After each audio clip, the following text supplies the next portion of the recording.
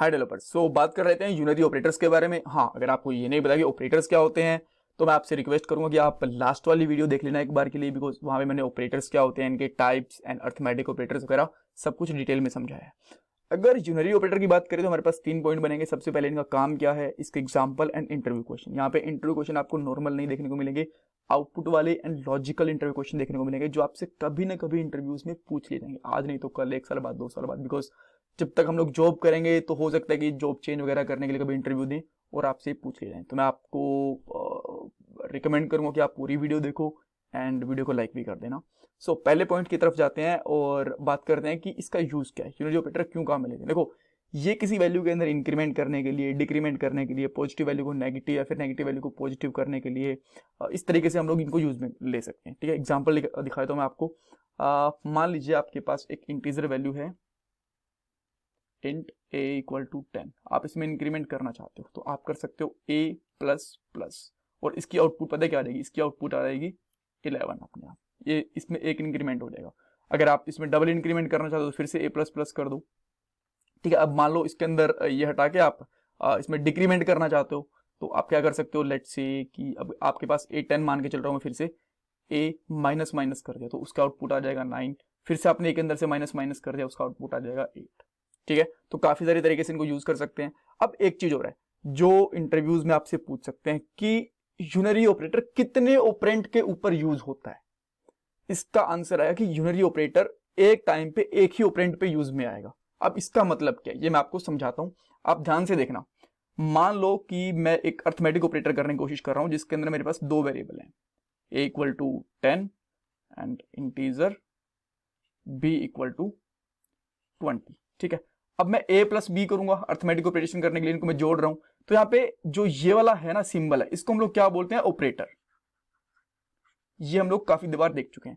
और जो ये दोनों हमारे पास वैल्यूज है ना, जो वेरिएबल्स हैं, इनको हम लोग क्या बोलते हैं, ऑपरेंड। इनको बोलते हैं ऑपरेंड। तो इस तरीके से जब हम लोग अर्थमेटिक ऑपरेटर करते हैं 2 ऑपरेंड यूज में आते हैं। बट जैसा मैंने आपको बताया कि मान लो आप यूनरी ऑपरेटर लगाते हो तो a पॉजिटिव करते हो, a प्लस प्लस करते हो, तो हमारे पास कितने ऑपरेंट है यहाँ पे, हमारे पास यहाँ पे बस एक टाइम पे एक ही ऑपरेंट है। तो हम लोग बोल लेंगे कि यूनरी ऑपरेटर के अंदर ऑपरेंट केवल एक ही होगा एक टाइम में। ठीक है, यूनरी ऑपरेटर एक ऑपरेंट के ऊपर ही यूज में आ सकता है। आप इस तरीके से तो नहीं कर सकते a b प्लस प्लस। ठीक है, 2 ऑपरेटर तो एक साथ ले ही नहीं सकते, आपको या तो a प्लस प्लस करना पड़ेगा या फिर आपको b प्लस प्लस करना पड़ेगा। राइट, सो ये क्वेश्चन बनेगा। और जस्ट एक सिंपल सा क्वेश्चन और भी पूछ सकते हैं आपसे कि मान लो आपके पास यहाँ पे a प्लस बी, ये 2 दे दिया, आपसे ये बोलेंगे इसको क्या बोलते हैं और इन दोनों क्या बोलते हैं। तो आप इसको बोलोगे, इसको बोलते हैं ऑपरेटर, और जो ये दोनों हैं हमारे पास, इनको हम लोग बोलते हैं a एंड b, इसको बोलते हैं हम लोग ऑपरेंट। ठीक है, जस्ट मैंने अभी आपको बताया था। ऑलराइट, सो ये थ्योरेटिकल पार्ट हो गया। अब हम लोग आते हैं प्रैक्टिकल पार्ट के ऊपर, और मैं यहां पे एक फाइल बना लेता हूं।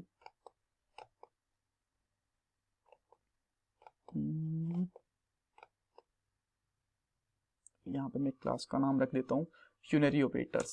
ठीक है, अब इसके अंदर मैं सिंपली एक पब्लिक स्टैटिक वॉइड मेन ले लेता हूं, जिसके अंदर आर्ग्यूमेंट ले लेता हूं।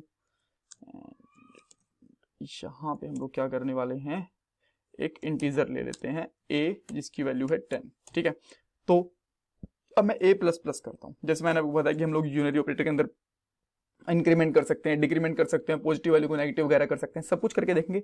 a को मैंने प्लस प्लस करा तो इसकी आउटपुट क्या है, अगर मैं यहाँ पे शाउट करूंगा तो ऑब्वियसली आपने गैस कर लोगे इसकी आउटपुट आएगी 11। ठीक है, यहाँ पे आप देख सकते हो,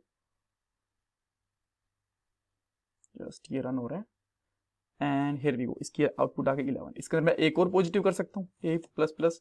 अब क्या आ जाएगी इसकी आउटपुट, अब आ जाएगी इसकी आउटपुट 12। ठीक है, एंड हियर वी गो। ठीक है, अब मैं एक को हटा देता हूँ, एक को कमेंट आउट रहने देता हूँ, बिकॉज ये कोड आपको मैं गिटहब के ऊपर दूंगा, तो आपको जस्ट थोड़ा बहुत कोड रुकने जाना चाहिए। अब इसी तरीके से मैं यहाँ पे माइनस भी कर सकता हूँ, a माइनस करा मैंने, a माइनस माइनस करा, ये तो मैंने कमेंट कर दिया।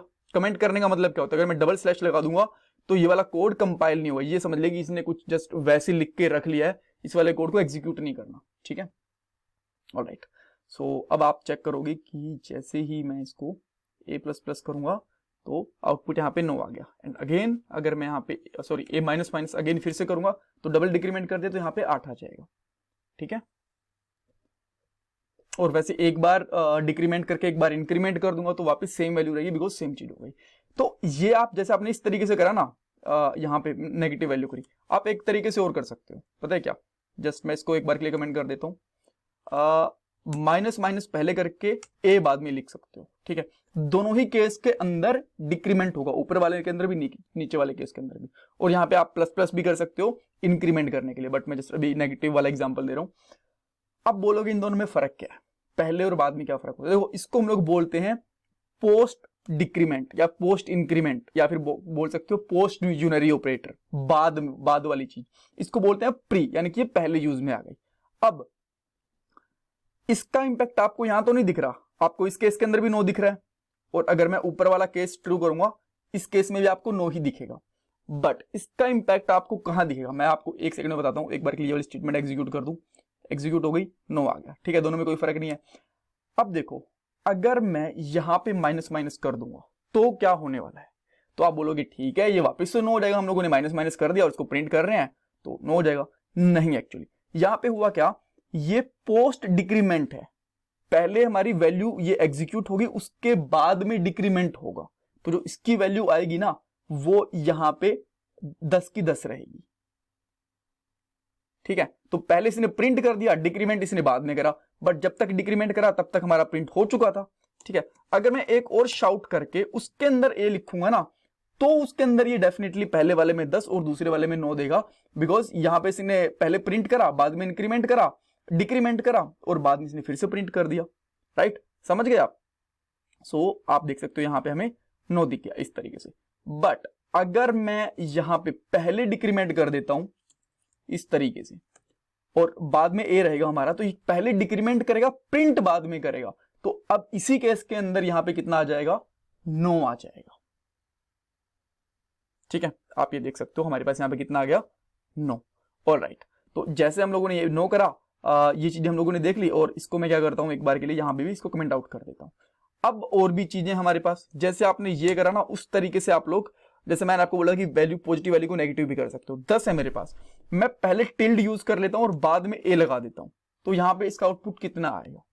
टिल्ड से क्या करता है, एक वैल्यू इंक्रीमेंट करके 9 की 10 की वैल्यू इंक्रीमेंट कितनी, 11, उसको माइनस कर देगा। यहां पे आप चेक करो, -11 इसका आउटपुट आने वाला है। And here we go. ठीक है, इसका -11 आउटपुट आ गया। इस तरीके से ये जो टिल्ड वाला साइन है ये काम करते हैं। कहां मिलेगा आपको? एस्केप बटन के जस्ट नीचे मिलेगा आपको। Alright, okay. सो उसके बाद में हमारे पास कुछ और वैल्यूज भी हैं, जैसे मैंने बताया था कि ये पॉजिटिव को नेगेटिव भी कर सकता है, तो ये तो एक वैल्यूज की होगी। एक और होता है, ये बुलियन वैल्यू को अगर ट्रू है तो उसको फॉल्स भी कर सकता है। जैसे कि मेरे पास ए है, ए और मैंने रख दिया, मैं यहाँ पे लिख देता हूँ बुल 1 रख देता हूँ। ठीक है, बुल 1। बुलियन वैल्यू कैसे काम करते हैं मैं आपको इसका डाटा टाइप बता चुका हूँ। ठीक है, सो ऑब्वियसली आपको लास्ट वाली वीडियो देखनी पड़ेगी अगर आपको ध्यान नहीं है तो। अब मैं यहाँ पे बुल 1 प्रिंट करता हूँ, तो क्या आएगा यहाँ पे? ट्रू है तो इसका आंसर आएगा ट्रू, बिकॉज इसका नाम लोगों ने ट्रू वाली वैल्यू असाइन करी है। और बुलियन के अंदर ट्रू या फिर फॉल्स दो ही वैल्यू असाइन हो सकती है, यहाँ पे आ गया। बट अगर मैं यहाँ पे नेगेशन लगा देता हूँ, ठीक है, एक्सक्लेमेटरी मार्क लगा देता हूँ, तो ये इसका उल्टा कर देगा। ट्रू है, क्या कर देगा? इसका फॉल्स कर देगा। अभी आप देख लेना, एंड हियर भी इसने फॉल्स कर दिया।